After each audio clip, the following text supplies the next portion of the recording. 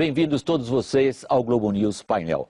Você que está nos acompanhando, você se considera uma pessoa de esquerda ou de direita? Existe isso no Brasil, direita e esquerda? Afinal de contas, o que é direita, o que é esquerda? O que são as vertentes ideológicas na política brasileira ou existe só uma? 3 são os nossos convidados, como sempre aqui no estúdio da Globo News de São Paulo, para discutir isso, o padrão da política brasileira. Eu começo a apresentação dos nossos participantes pelo sociólogo Bolívar Lamounier, da Augurium Consultoria. Está conosco Luiz Felipe Pondé, filósofo, professor da PUC aqui de São Paulo e também da FAAP. Luiz Felipe Pondé é também colunista do jornal Folha de São Paulo. E o terceiro participante é um colega meu, é o jornalista Reinaldo Azevedo, colunista da revista Veja, da Folha de São Paulo e também comentarista da rádio Jovem Pan. Neste ponto da apresentação do programa, eu gostaria de dirigir a minha saudação especial a você, o ouvinte da CBN, que nos acompanha todos os sábados à noite. Bolívar, por que as pessoas no Brasil têm essa dificuldade em admitir eventualmente que sejam de direita? É um país onde todo mundo se considera de centro-esquerda? Ou isso é uma máscara através da qual não se discute política nesse país? As duas coisas, né? De uns 20 ou 30 anos para cá, nós vemos, por um lado, as pessoas, uma hipocrisia geral. Né? O pessoal sabe que pega bem dizer que é de esquerda. Esquerda mundialmente significava pessoas empenhadas em reduzir a pobreza, reduzir desigualdades sociais, um dia criar uma sociedade com menos diferenças. Então isso pega bem. No Brasil, que é um país pobre, muito desigual, a palavra ganhou prestígio. Mas por que se usa a palavra hipocrisia? Hipocrisia porque se você vai, por exemplo, ao Congresso Nacional, onde nós temos de A até Z, você não vai encontrar nenhum direitista. Todos vão dizer que são de centro-esquerda. Agora, é preciso lembrar que há um certo número de partidos, principalmente o PT, que se auto-atribuem o rótulo de esquerda. Por quê? Porque eles querem monopolizar como se só eles tivessem o empenho de melhorar as condições da sociedade, né? Então eles se agarram a esse rótulo muito mais do que os outros partidos. Pondé, se alguém chamar você de direita, você se ofende? Não. Eu não me ofendo na medida em que eu entendo que ser de direita significa ser a favor da sociedade de mercado, liberdade de imprensa. Entendo que o modelo de sociedade de mercado foi o único que reduziu a miséria, num certo sentido, no mundo. Conheço história, então eu entendo que a esquerda, na realidade, onde se instalou, como dizia Margaret Thatcher, grama que a esquerda pisou não cresce nunca mais. Agora, acho importante o que vocês conversavam há pouco, porque assim, essa coisa de ser de esquerda é legal, principalmente jantares inteligentes, onde todo mundo é super cabecinha, e ser de direita é ruim. Acho que no Brasil tem uma coisa, além do que dizia o Bolívar, que eu concordo com essa imagem geral, existe uma coisa específica. A esquerda no Brasil, e o que eu quero dizer por esquerda aqui, um certo setor de agentes da mídia, da imprensa, grande parte da vida acadêmica, certo? Essa é a elite pensante. Então, partidos políticos de um espectro, digamos, do PT para a esquerda, tá? PSOL, PSTU e outros quadros assim. A esquerda conseguiu construir no Brasil uma coisa muito interessante a partir da ditadura, que é o seguinte: primeiro, colar na ditadura a imagem de que a ditadura era uma ditadura a favor da sociedade de mercado, a favor da liberdade de imprensa. E com isso, portanto, se você é identificado como direita no Brasil, acham que você é a favor da tortura, que você estava matando gente inocente. Outra coisa que a esquerda conseguiu, através de uma operação de marketing maravilhoso, é vender a imagem que aqueles indivíduos da esquerda que foram para a guerrilha, para a luta armada e que sofreram, inclusive, por isso enquanto indivíduos, certo? Claro.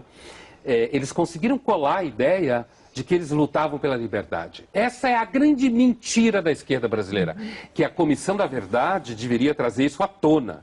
Eles não lutavam pela liberdade. Você desculpe eu interromper nesse momento, é que você já colocou tantos elementos na discussão juntos com os do Bolívar também, eu ainda queria colocar o Reinaldo na conversa.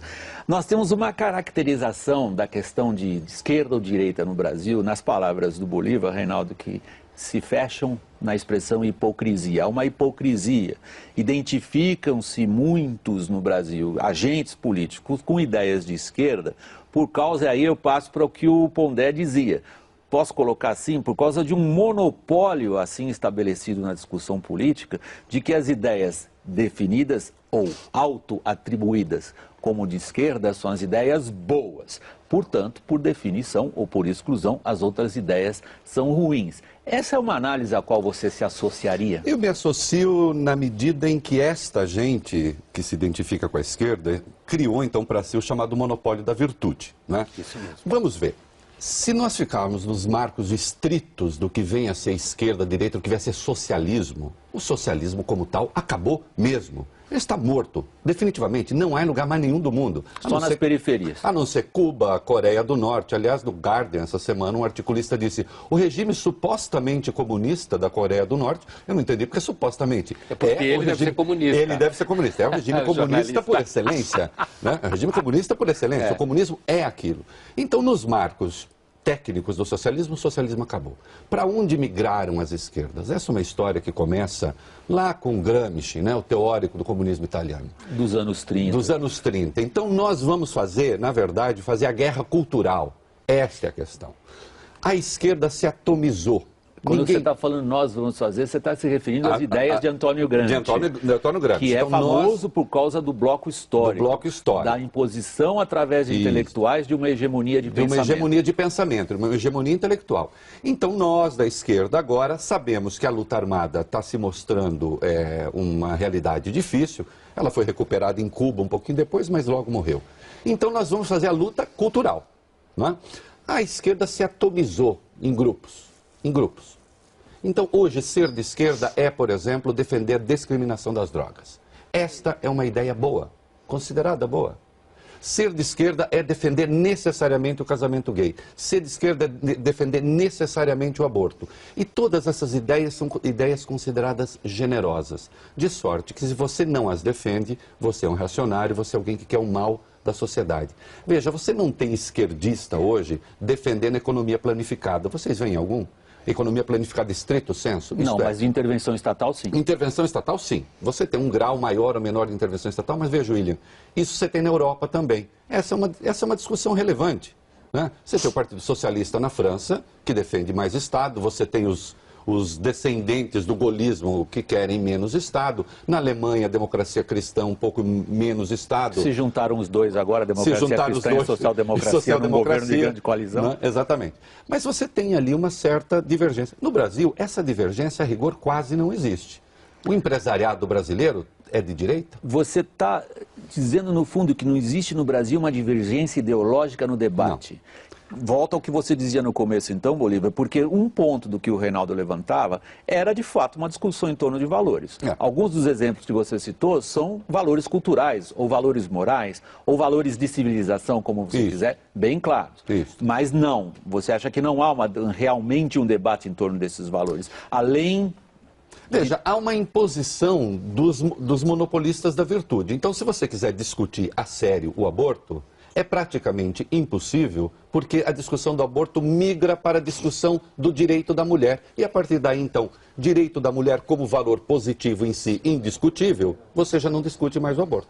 Torna-se impossível uma discussão dessas, porque, de fato, boa parte da sociedade brasileira não está interessada na discussão de valores, no sentido cultural amplo, ou porque, de fato, esse monopólio gramsciano está de tal forma estabelecido que não há mais espaço, Bolívar? Eu me inclino muito pela segunda hipótese. Eu acho que a ascensão do PT, a figura do Lula, essa votação maciça, realmente equivaleu, não estou dizendo que foi por intenção, mas equivaleu na prática, quase como uma censura do debate público, né? Na universidade dificilmente se pode discutir, porque é maciçamente de esquerda petista. Em qualquer lugar que você for, nos jornais, é assim. Então, agora, eu acho que é preciso fazer aqui uma distinção importante. Veja, em certos assuntos, a discussão diminuiu por boas razões. Por exemplo, 50 anos atrás, havia no Brasil uma corrente grande de social e de pensamento que, de fato, se opunha a políticas sociais redistributivas. Era uma direita no sentido caracterizado. Era gente reacionária, que queria parar qualquer reforma social. Então, aquilo acabou. Então, neste aspecto, a discussão diminuiu por boas razões. Porque hoje no Brasil há um consenso de que todos queremos melhorar a sociedade, neste sentido. Mas aí entra o gramscismo, aí entra a esquerda organizada, aí entra o que eu chamei de autoatribuição. São aqueles que querem que este consenso, por definição, da sociedade inteira, seja propriedade exclusiva deles. Eles teriam criado esta convergência, quer dizer, eles é que são esta direção de reformistas. Os outros, que são imaginários, estariam ainda resistindo ao que todo mundo concorda. O problema, professor, é que em que ponto, né, seja da teoria, seja da prática, o liberalismo, por exemplo, Como proposta política. Proposta econômico-política, em que ponto o liberalismo foi avesso à distribuição de renda, foi avesso ao progresso social? Esta é uma das grandes falácias que está no debate desde sempre e que, infelizmente, o grande Norberto Bobbio ajudou, já no fim da sua trajetória, ajudou a consolidar com aquele seu livrinho, que é Direito, que é Esquerda, equivocadíssimo, porque no fim das contas a síntese é a seguinte: direita, esquerda é aqueles, a esquerda é toda força que quer justiça social e que luta por justiça social, e direita é a força que luta pela conservação. No fim das contas, sobra, luta pela manutenção da injustiça. E aí é uma distorção gravíssima do que é o pensamento conservador. Outro dia eu estava num debate e me disseram: mas você se diz um conservador, você quer conservar o quê? Fica parecendo que o conservador quer conservar injustiças. Não. Numa sociedade democrática, o conservador conserva as instituições que garantem a democracia por meio das quais se vai lutar por justiça. Você não vai solapar, portanto, direitos e garantias democráticas para fazer justiça social. E para mim, hoje, esta é a definição que eu tenho de direita e de esquerda. A direita, na democracia, né, a direita democrática, ela respeita as instituições e quer justiça social igualmente e não entende que solapá-las é positivo, e a esquerda acha que solapando instituições consegue fazer justiça e, portanto, isso é positivo. Pondé, vai lá.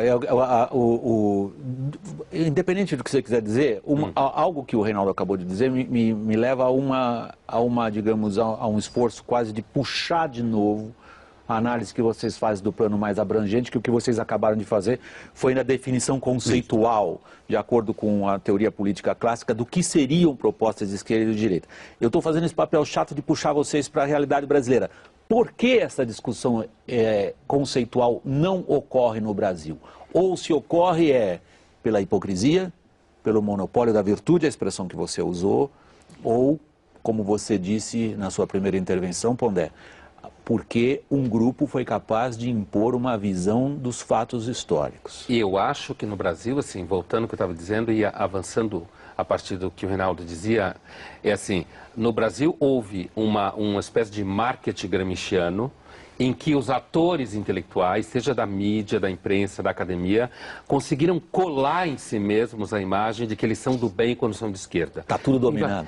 Assim, eu que atuo na academia, que sou professor há muitos anos, tanto na pós quanto na graduação, para mim é muito claro que existe uma oposição entre esquerda e direita. Só cuidado com a sua mão, que você tá o microfone, o pessoal em casa não vai conseguir entender o que você diz. Então, assim, para mim que estou na universidade, é muito claro que existe uma oposição entre esquerda e direita. Não conceitualmente bem elaborada, mas a realidade nunca é conceitualmente bem elaborada, né? Essa é a realidade banal do dia a dia.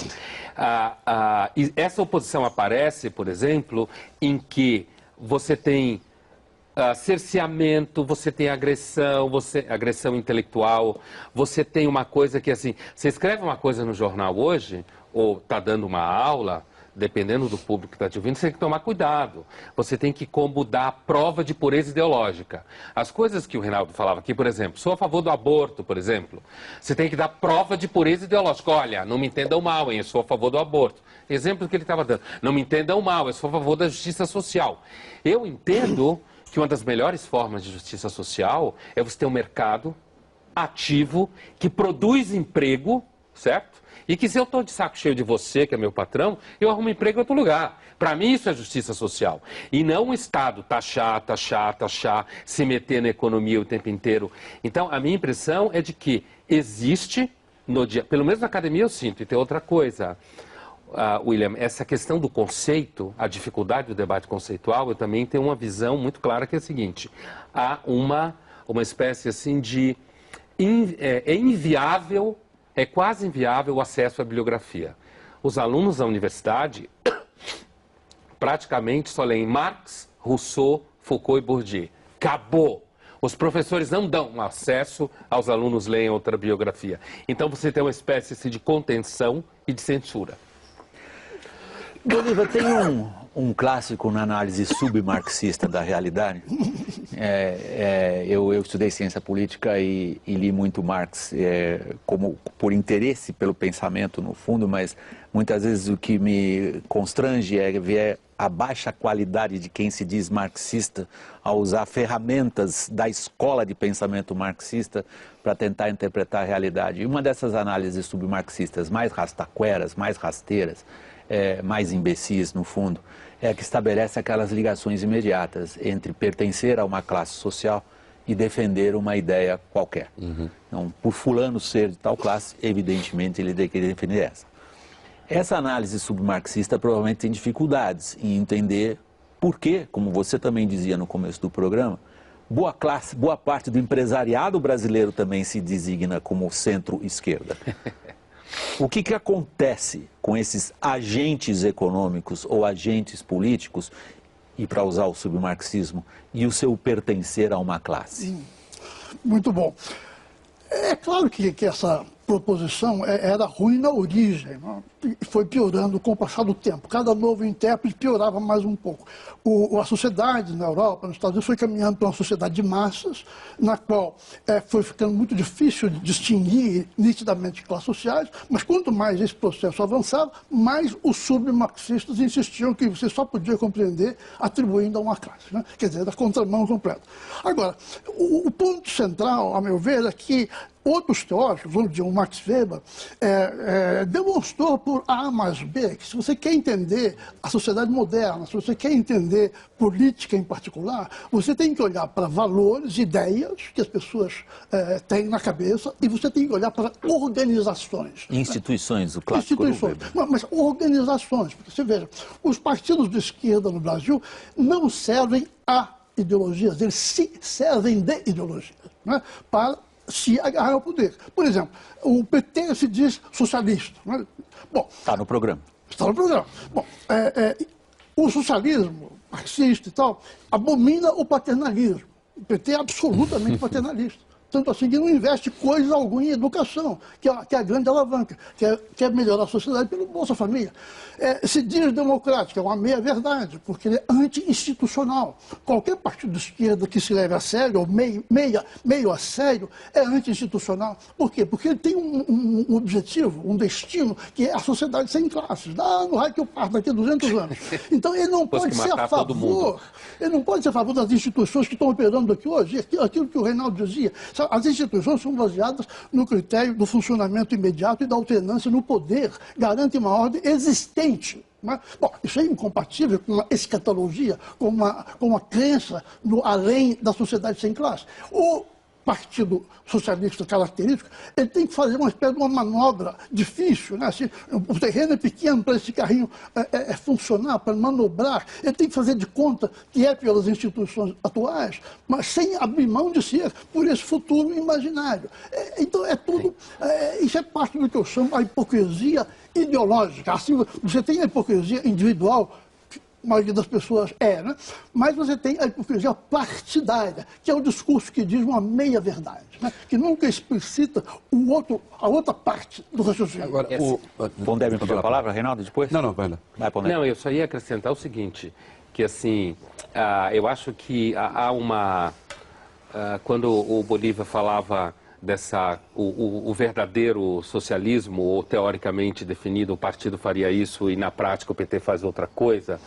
E eu tenho sempre a impressão, e as pessoas que se identificam com a esquerda normalmente oferecem esse tipo de argumento, que é, olha, se a gente se o socialismo fosse verdadeiro, então a União Soviética não foi socialista, por exemplo.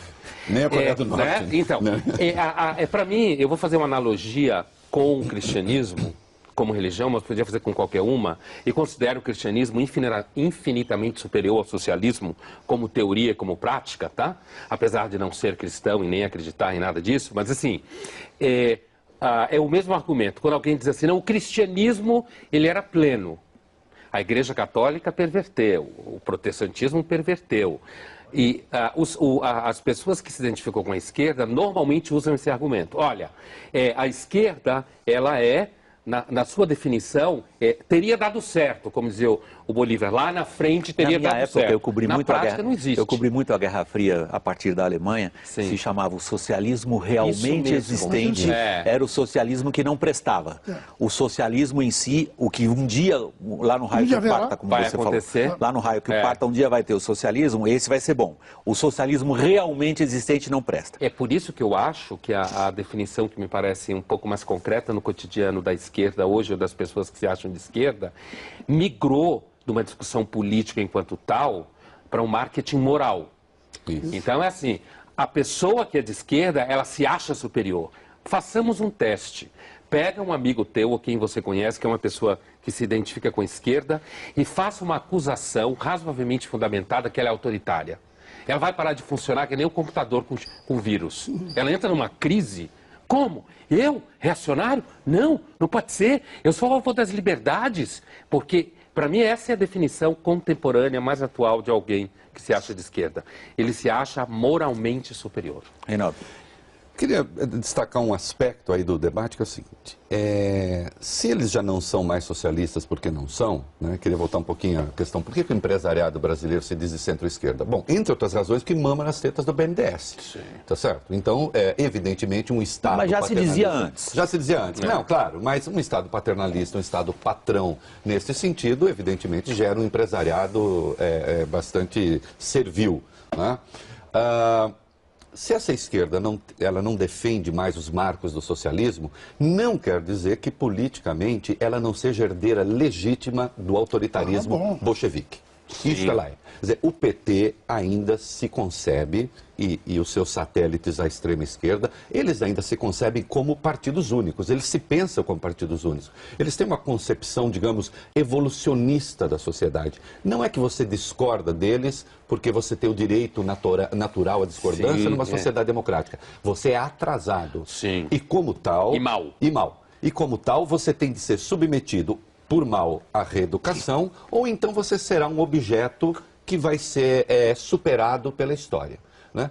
E neste sentido, aí eu quero evocar então um texto que me parece definidor, que é a moral deles e a nossa, do Trotsky, do livro Moral e Revolução, em que ele diz, olha, existem um clássico da literatura política. É um clássico da política. E se você for ver, o Gramsci está pensando praticamente a mesma coisa numa outra perspectiva. Gramsci foi perseguido por ser identificado como trotskista. Como trotskista, porque ele está pensando a mesma coisa. Quer dizer, quando ele concebe, o Gramsci pensava o partido que ele chamava do moderno príncipe, não é? O partido é aquele que vai representar a sociedade, ele vai, no fundo, substituir a sociedade. E tudo que se fizer será feito em benefício ou em prejuízo deste partido, né? Reinaldo, desculpe eu te interromper nesse momento, é que nós estamos chegando ao final do primeiro bloco. Você concluiu nessa frase? A gente retoma a discussão. Eu quero lembrar que o Trotsky dizia o seguinte, para a nossa moral, certas coisas são permitidas, matar, roubar, o que for. Aí ele diz, mas tudo é permitido? Perguntaria o farisaico. Ele diz, tudo, desde que seja para fortalecer o partido. Vamos ver por que não há um partido de direita no Brasil, quando a gente retomar a discussão no próximo bloco. Bem-vindos vocês de volta ao Globo News Painel.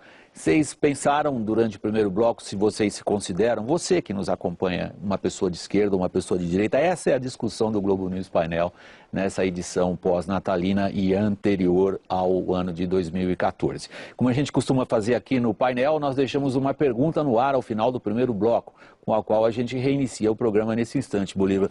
Por que não há um partido no Brasil, ou um agrupamento político até, vamos ampliar um pouquinho mais, que defenda ideias de direita? Por duas razões, a meu ver, bem claras, né? A primeira é que nós sempre tivemos uma máquina de Estado que é uma máquina econômica, não é? É o que nós chamamos do patrimonialismo, é uma super máquina burocrática que é o grande agente econômico do Brasil e que trabalha para que o setor privado se mantenha fraco. Não é?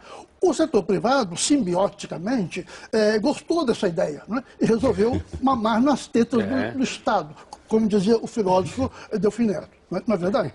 Então essa é a primeira razão. Se é tão fácil você ter acesso ao BNDES, a toda a Caixa Econômica, ao Banco do Brasil, sem ter que trabalhar e fazer um partido, para que eu fazer partido? Agora, a segunda é a respeito das próprias lideranças políticas. Se tem 30 partidos no Brasil, eu posso escolher qualquer um, né? Os pequenos, desde que você tenha uns 50, 100 mil votos garantidos, te dão tranquilamente a legenda. Para que alguém vai fazer um partido se essa coisa horrorosa, se essa gelatina assegura as oportunidades de entrada no sistema? Você percebe o que eu estou dizendo? Não há, na verdade, nem no setor econômico, empresarial, nem na classe política, um pouco de discernimento que fazer um partido com a identidade real, com a identidade séria, é um valor importante. Não. Como o PT é o único partido nesse sentido que tem um valor, qualquer que seja. Tinha no início, tinha no início. Ou pelo menos diz defender um valor. Então eu penso que o que há da parte, tanto na parte do empresariado, como na parte das lideranças políticas, da classe política, como se costuma dizer, o que há é um oportunismo, quer dizer, é muito mais fácil se adaptar ao que existe, por mais estranho que seja essa gelatina, do que fazer alguma coisa séria pensando num sistema político brasileiro mais desenvolvido para daqui a 10, 15, 20 anos. Muito poucas pessoas no Brasil hoje trabalham com essa visão de 15 ou 20 anos. Né? Você sabe, algumas das que eu acredito que façam isso. Assim, eu acho, ao contrário assim, do que normalmente a gente pensa, que o PT continua sendo ideologicamente consistente. No sentido de que, na medida que você passa a prática, por exemplo, quando os réus do mensalão se chamam de presos políticos, por exemplo, há uma lógica nisso. Você pode... Todo partido comunista ou socialista, né? Às vezes eu volto a falar o não comunismo, porque eu acho que tem que dar nome aos bois. Todo partido comunista ou socialista que se instalou no poder, de fato, foi corrupto.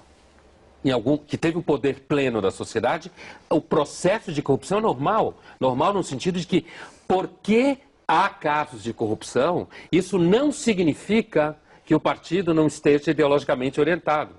Porque dentro da orientação ideológica está justificado ter casos de corrupção, não estou dizendo que todo mundo é corrupto, mas é justificado o caso de corrupção se servir a causa. Então, quando alguém diz uma situação como essa, que ele está sendo, que ele é preso político, dentro da lógica dele, ele continua servindo a causa. É uma corrupção ideologicamente orientada. Eu evoquei o texto, a moral deles e a nossa do Trotsky, justamente pensando em emendar com a coisa do mensalão. Qual é a resposta que eles têm? Inicialmente, o Lula admitiu que houve problema, depois disse que era só eleitoral e finalmente que não houve crime nenhum. E agora o partido, a CUT, fez várias manifestações em defesa dos mensaleiros e pedindo que eles saiam da cadeia. Por quê? Pedindo a anulação da condenação. Anulação da condenação, né? Porque eles têm teoria para isso. Nós cometemos isto que vocês chamam crime, esse vocês somos nós, é a sociedade organizada, é a sociedade democrática, é o Estado de Direito. Isso que vocês chamam crime, para nós não é crime. Ao contrário, nós estamos certos e que estávamos construindo uma nova sociedade e, portanto, são chamados de heróis do povo brasileiro, numa disfarçatez. Agora, por que, voltando à sua pergunta, que a gente não consegue ter um partido de direita? Há razões históricas. O Brasil tem alguns problemas, digamos, com as ideias puras. Né? Foi com isso que nós começamos o painel. Exatamente. Eu me lembro da passagem, que os dois professores aqui devem conhecer melhor do que este amador, do Raiz do Brasil, Sérgio Barco de Holanda, quando ele fala da nossa religiosidade. Que não é uma religiosidade, desde o começo, que se levasse muito a sério. Não é isso? Que também está no Gilberto Freire, no Casagrande Santos. É uma coisa misturada, tranquila. Negociamos com Deus o tempo inteiro. É interessante. O Brasil é um país que pune santinhos. Se o santo não faz o que a pessoa quer, você põe o santo de ponta cabeça no copo d'água. Para ele aprender. Para ele aprender. não é? Tem uma intimidade, digamos, até com o divino, que nos impede, de algum modo, precisa pensar melhor. De cama, né? Isso. De cama, como diria de ter ideia pura e de dizer, olha, você é responsável por aquilo que você faz. Pegue toda a leitura que a esquerda faz da criminalidade no Brasil e você vai ver que, no fundo, a esquerda vê o criminoso como uma espécie de revolucionário primitivo. Robin Hood. Não é? Um revolucionário primitivo. Foucault, né? Foucault também acha. É um revolucionário primitivo. Ele ainda, ele na verdade poderia estar fazendo revolução social, mas ele está matando pessoas. E é por isso, né, que se atribui aos pobres a criminalidade no Brasil. Um raciocínio que seria de esquerda, que no fundo é de um reacionarismo insuportável. Inclusive, vocês estão humilhando os pobres, né? Dizendo que todo pobre é bandido. Desculpa, Pondé. Você concluiu? Não, pode falar. Não, tentando arredondar um pouco o que eu ouvi de vocês no primeiro bloco e agora, e a pergunta que eu estava fazendo no reinício do programa era essa, porque se vocês caracterizaram uma situação de monopólio da virtude, de monopólio das ideias, os principais agentes da elite pensante se identificam com um determinado espectro político, a minha pergunta era, como que num país tão grande como o Brasil, com liberdade de imprensa, com o Estado de Direito, mal ou bem, prevalecendo, a gente não tem outros agrupamentos aglutinados em torno da defesa de ideias, no caso, caracterizada aqui, só para facilitar a discussão, como ideias de direita. O que vocês acabam de dizer agora é um pouco o que muitos dos cientistas políticos dizem quando leem a Constituição de 88. Cuidado, há um consenso nessa sociedade que praticamente, vai a provocação a você, Pondé, exclui a possibilidade de um agrupamento político grande defender ideias de direito? Olha, inclusive do ponto de vista do crescimento de um certo pensamento de esquerda na magistratura, eu não tenho nenhuma dúvida. Eu tenho uma sensação de que o Brasil marcha lentamente para um certo consenso esquerdizante, gramsciano. Já está marchando em direção a isso. E eu vejo, por exemplo, voltando ao que você perguntava antes, quer dizer, por que não existe? Não existe, primeiro, na universidade é impossível quase você levantar essa questão. Eu tenho alunos jovens que se identificam com a tradição de pensamento liberal, como a gente fala no Brasil, ou de direita. Liberal no sentido europeu, né? Liberal conservador e tal, no sentido europeu, e eles não têm espaço. Eles não conseguem entrar em universidades grandes, não conseguem fazer pesquisa, são mal recebidos nos espaços. Se você pegar, por exemplo, centros culturais financiados por bancos, grosso modo, só financia pesquisa de esquerda, intelectual de esquerda, revista de esquerda, manifestação de esquerda. Se você pega alguma pequena instituição que queira fazer um seminário, um colóquio identificado com o pensamento liberal, conservador no sentido europeu, não tem dinheiro, não tem espaço, não tem institucionalização. Então, fica uma situação que vai ao encontro do que a gente falava antes, quer dizer, o próprio empresariado investe na esquerda. E quando você fala da Constituição, para mim é muito claro. Eu entendo que isso está ligado tanto ao que o Reinaldo falava da uma certa religiosidade de negociação, quer dizer, e tem uma coisa também... Religiosidade que é anticapitalista, considera o lucro o pecado, se alguém ficou rico é porque alguém perdeu. E tem uma outra coisa, né? Eu acho que tem uma dificuldade. Recentemente eu participei de um colóquio na América Latina onde se discutia o pensamento liberal no Chile e aparece uma dificuldade muito grande que é o seguinte, o pensamento liberal conservador de direita, não essa patifaria de ditadura, não estou discutindo esse negócio de ditadura, ele exige de você uma responsabilidade pelo que você faz. Eu sou responsável pelo que eu faço. Eu sou um indivíduo que busca autonomia. Para mim, a maior virtude do pensamento de direita é a autonomia. Enquanto que o pensamento de esquerda, ao dissolver você no coletivo, ao dizer que a responsabilidade pelas coisas que acontecem é dos outros, ao dizer que a culpa é dos outros, é confortável. Então, o preguiçoso adora ser de esquerda. Aconteceu um evento extraordinário. Depois do Bolívar, Renato? Oi? Vamos lá, então, professor, desculpa. Bolívar. Porque me soltou. eu justamente queria retomar, eu acho que a luz do que você acaba de falar é oportuno, aquela apresentação sua sobre como a esquerda grudou em quem não se identificava como esquerda uma suposta identificação com o período da ditadura militar. Não é? A direita ficou identificada com a ditadura. Exatamente. Então, e assim, então, se inviabilizou praticamente a possibilidade de uma direita liberal moderna, porque ficou tudo grudado no período militar. Né? Eu penso, William, que na medida em que nós discutimos essa questão sem nos alertarmos para este fato, nós acabamos levando água ao moinho de quem quer fazer essa geleia geral. Porque o problema, veja bem, esquerda-direita fazia um sentido considerável na Europa quando direita era fascismo, esquerda era comunismo. Bom, então no Brasil a oposição real é liberal e antiliberal. Antiliberal no Brasil é tanto o de direita fascistoide, como o conservador anticapitalista, como o anti-individualista, como aquele que é contra o mérito, como aquele que acha que pode quebrar qualquer coisa na rua que fica por isso mesmo, aquele que nega a autoridade das instituições, porque o que significa você querer anular uma decisão do Supremo Tribunal Federal? Significa que você não respeita a ordem judiciária do país. Então você é contra as instituições do país. Você é contra o Estado de Direito. Você é contra o Estado de Direito. Então, no Brasil, eu acho que a oposição que faz sentido discutir, e com essa nós podemos ir fundo mesmo, é liberal e antiliberal. Ótimo. Aí volta a mesma questão, eu acho. Eu acho que a proposta que você coloca é excelente, que ela ajuda a gente a sair dessa camisa de força, direita-esquerda, onde alguns já colocam um rótulo nos outros e impedem qualquer discussão, e no fundo a gente caracterizar quem é a favor da autonomia do indivíduo ou quem é a favor de uma utopia social mal definida, que algum partido ou agrupamento vai definir em nome desses indivíduos. Porém, volta a mesma questão.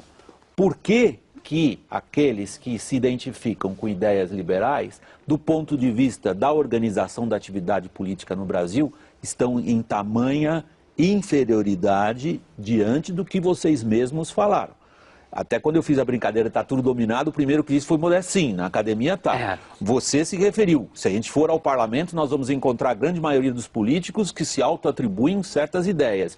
E o Reinaldo fez menção aos textos clássicos na análise dele. Isso, e na academia, no jornalismo, sem querer abrir espaço para demagogia pessoal, quando eu fui contratado para ser colunista da Folha de São Paulo, houve uma gritaria, inclusive no meio jornalístico, eu não tenho como negar isso aqui, sendo jornalista, dizendo que a imprensa estava dando uma guinada à direita. Pela simples razão de que eu não sou de esquerda, dos 500 colunistas, há muito mais colunistas na imprensa brasileira do que queijo na França ou o que quer, quantos não são de esquerda? Que guinada era esta? Então você tenta criar um rótulo, uma demonização do pensamento, né? Nefasta e sem entrar no mérito do que o outro pensa. Esta é a questão. Mas eu queria fazer uma outra provocação aqui, que é a seguinte. Eu estou entre aqueles que acreditam que a diferença da esquerda para a extrema esquerda é uma diferença de grau. Em última instância, um esquerdista, por mais moderado que ele seja, ele acredita que um ente de razão, que um partido é o construtor da sociedade, é o engenheiro da sociedade. Se vai fazer isso com mais velocidade ou menos, se vai impor as suas medidas com mais brutalidade ou menos, aí as circunstâncias políticas determinam. Então, entre a extrema esquerda e um esquerdista suave, a diferença, no meu entendimento, é de grau. Entre a direita liberal e a direita fascista, a diferença é de essência, não é de grau. É outra coisa, é a outra face da moeda. Se eu sou da direita liberal, eu defendo necessariamente um regime que se estabelece por meio de eleições, por meio de partidos, por meio de instituições. Eu defendo necessariamente o indivíduo. Como é que eu, da direita liberal, que defendo o indivíduo, posso ser um fascista, como nos atribuem? Fascistas? Se o fascismo significa o poder do Estado. O fascismo e o comunismo não se trata aqui de fazer ligeirezas, mas são co-irmãos. A diferença é que um atribui ao partido e o outro ao Estado. Lenin e Mussolini se admiravam mutuamente. Não é? Como é que é, diz o companheiro Lenin, né? Uma revolução sem pelotão de fuzilamento não faz sentido? Bom, eu não quero abrir uma linha de discussão no painel, porque a gente ia começar um outro programa. esse aqui está chegando já no terço final. A gente precisa tomar, talvez, aí em consideração também o espectro político europeu, Reinaldo. Há uma série de partidos que se autodenominam de esquerda na Europa, começando pelo pelo PSOE na Espanha, ou pelos trabalhistas na Grã-Bretanha, ou pela própria social-democracia alemã, ou por alguns desses partidos social-democratas no leste europeu depois da redemocratização, depois que o leste europeu voltou a ser o que era, ou seja, antes do Império Soviético eram democracias, pelo menos os do norte da Europa, que no linguajar político brasileiro, você teria que colocar eles na direita, digamos assim. Tá. Não são partidos são partidos que, em outras palavras, abdicaram das ideias trotskistas ou gramscianas. E apenas como parênteses, porque eu fui correspondente tantos anos na Europa, e quando vejo de novo a social-democracia alemã, que tem essa característica tão forte no apoio a sindicatos, sobretudo. Mas, William, junto com a democracia cristã. Mas aí eu volto à minha questão para o Brasil. Eu puxo vocês um pouco para o lado do Brasil de novo. Quer dizer, vocês falam de uma situação, ao longo dessa edição do Globo News Painel, de guerra cultural. É essa a definição, eu acho. Nessa guerra cultural parece que tem um lado infinitamente mais forte que o outro. Acabando de começar, e é por isso que eles começando, você acha? Ou está terminando? É assim, quando o Reinaldo fala da guinada direita, da mídia, da imprensa, porque o que caracteriza a esquerda no debate cultural é que ela não tolera a diferença. Isso. Apesar de falar de diferença o tempo inteiro, não tolera a diferença. Então, quando ficam berrando, seja em que mídia que for contra a guinada da direita, é porque aparece uns 5 ou 6 que não tem medo profissional, não tem medo de ser difamado, tem repertório, porque tem uma outra coisa que caracteriza você ser de uma maioria, como a esquerda é no mundo cultural brasileiro. Não precisa ler, não precisa estudar. Basta pertencer ao grupo e sair gritando. Você pertence ao grupo, você xinga o outro e não lê. E é nessa situação, muitas vezes, que essa moçada começa a levar pau. Porque quando você é uma minoria, como pessoas que não se identificam com a esquerda no mundo cultural brasileiro Estou falando no mundo dos agentes culturais. Quando você não se identifica com essa maioria, como toda minoria que está num conflito, você tem que se preparar. Então você acaba estudando mais. E aí tem um problema, porque na hora do debate, fica difícil, quando você é uma maioria paquidérmica, enfrentar quem está preparado. Não, até a matemática vira reacionária, né? Quando você discute matemática vira reacionarismo. Eu só queria, Reinaldo, adiante, uma intervenção que você... Veja, essa esquerda europeia que você se refere, de algum modo, sem querer ficar aqui dando grandes voos, mas ela é herdeira da segunda internacional socialista, digamos assim. É aquela que ficou... Ela vem de Bernstein e do reformismo. Isso. Ela ficou, então, naquele padrão de nós vamos reformar o capitalismo e depois, se der, aí a gente vê. A esquerda do Brasil, ou ela é herdeira da terceira internacional, ou ela já quer a quarta. Não é? Ou ela é trotskista. E odeia a Segunda Internacional. E odeia a Segunda Internacional e trata como eu só estou fazendo, eu não queria entrar na Internacional e do integralismo. E do integralismo. Sim, é verdade. Bolívar, você... Sem blague, isso é verdade. Bolívar, boa parte da sua carreira como cientista político, você passou interpretando sinais de comportamento eleitoral e ligando esses sinais de comportamento eleitoral com ideias, ideologias e doutrinas políticas no sentido mais amplo. Assumindo a diferenciação que você propôs nessa discussão, vamos deixar esse negócio de esquerda e direita. Vamos ver no Brasil a diferença entre os que são liberais e antiliberais. Você diria a candidatos políticos que no Brasil não dá para ganhar voto com uma proposta liberal? De forma alguma. Eu acho que dá e é preciso colocar esta palavra em circulação, né? Porque se nós colocarmos em discussão claramente que a verdadeira oposição é quem é liberal, quem é antiliberal, o antiliberal não é a favor da democracia. Ele começa que ele tem que reconhecer isso claramente. Mas isso dá voto no Brasil? Não. Estou falando primeiro, vamos primeiro falar num certo nível de liderança, aí nós temos que polarizar, porque eles fizeram uma guerra ideológica e ganharam, nós temos que fazer a nossa. Né? Então, se nós ficarmos dizendo, não, estamos todo mundo no mesmo barco, não estamos no mesmo barco. Eu sou contra quem é contra a democracia, então não nos entendemos por aí. Se nós fizermos assim, no plano das lideranças, das pessoas da universidade, do clero, etc., nós começamos a clarear as coisas, não é verdade? Bom, daí em seguida, o que nós vamos dizer para essa classe média ascendente que dizem que é 50% da população? Você vai dizer para essa classe média que ela não deve confiar no mérito, que ela deve esperar que o partido diga que você vai ter tal emprego, ou então você vai pedir na base do clientelismo. Não é para você acreditar na sua capacidade. Você entende? Esse teste foi feito para toda a Europa e nos Estados Unidos. Né? Como é que o indivíduo abdica da sua confiança em si mesmo e entrega para outra entidade o seu destino? Você está dizendo que isso tem que ser falado de forma clara, né? Tem que ser posto. Sim. Através de líderes. Isso aí. Eu estou dando um exemplo apenas. O que eu quero dizer, enquanto nós não mudarmos esse eixo de discussão, não vamos abrir o caminho para o que tem que ser dito à sociedade. Você desculpa a minha falta de cortesia e ansiedade, é que eu estou chegando ao final do programa e sobra pouco para vocês arredondarem o pensamento. Eu posso usar essa sua última intervenção como uma provocação para o Pondé e para o Reinaldo? Aí sou obrigado a pedir que vocês sejam telegráficos pela primeira e pela última vez no programa. Existe isso no Brasil hoje? Abrir os olhos dos eleitores para o debate que não é esse debate rastaquera direita e esquerda, mas é o debate entre posturas fundamentais do indivíduo perante o Estado? Existe. Existe, tanto é que nós estamos nesse debate. E eu acho que essa é uma pequena diferença que tem acontecido nos últimos anos. Uma maior visibilidade. No Brasil, para mim, ser revolucionário, no bom sentido, no sentido de trazer alguma coisa de importante, é ser liberal. Reinaldo, pesquisa Datafolha, que você seja breve, desculpa. Pesquisa Datafolha recente identificou que a maioria dos brasileiros se identifica com posições conservadoras. Em janeiro do ano passado, no Fórum Social Mundial, o ministro Gilberto Carvalho disse que o PT precisava disputar com os evangélicos a nova classe média. Esta classe média ascendente, a classe C. Isto é, os valores da população são valores conservadores. O Gilberto Carvalho, que é um petista, identificou isso. O problema é que os partidos de oposição no Brasil morrem de medo do povo. O Globo News Painel está terminando por aqui. Eu queria agradecer a participação aqui no estúdio da Globo News de São Paulo dos nossos 3 convidados, começando pelo sociólogo Bolívar Lamounier, da Augurium Consultoria.